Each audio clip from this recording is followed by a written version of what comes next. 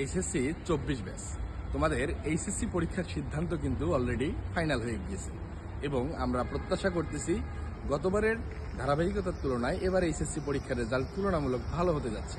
এখন বিষয়টা হচ্ছে ভাইয়া, ঢাকা বিশ্ববিদ্যালয় ভর্তি পরীক্ষায় যে বরাদ্দকৃত সিট তার কি একটাও বৃদ্ধি পাচ্ছে না। সুতরাং তোমরা যারা ঢাকা বিশ্ববিদ্যালয়ের বি ইউনিট ভর্তি পরীক্ষার প্রস্তুতি নিতে যাচ্ছ, তোমাদের উদ্দেশ্যে একটা কথা প্রথমে বলবো, সেটা হচ্ছে আমরা যারা 2020 সালে অটোপাসের যে রেকর্ডটা দেখেছিলাম, এই অটোপাসের মাধ্যমে ঢাকা বিশ্ববিদ্যালয় ভর্তি পরীক্ষার বি ইউনিটের কোয়েশ্চেন প্যাটার্নে অনেক বেশি পরিবর্তন চলে আসছিল এবং বিগত কয়েক বছরের তুলনায় ঢাকা বিশ্ববিদ্যালয়ের বি ইউনিট ভর্তি পরীক্ষায় এই 2020 সালের প্রশ্নটা তুলনামূলক কঠিন হয়েছিল।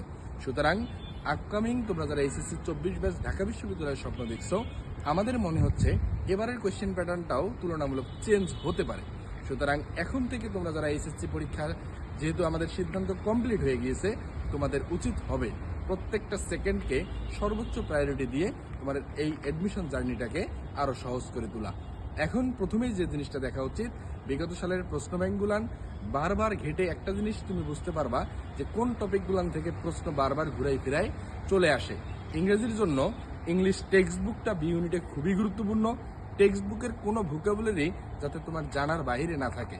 আর আমাদের গরিবের পাঠশালা টিমের পক্ষ থেকে রেগুলার সন্ধ্যা 7:30 আমাদের ফ্রি লাইভ ক্লাস চলতেছে বাংলা, ইংলিশ এবং জিকে, এবং রাত 10টায় এবং রাত 9টায় আমাদের বিজ্ঞান বিভাগের ক্লাসগুলো থাকতেছে।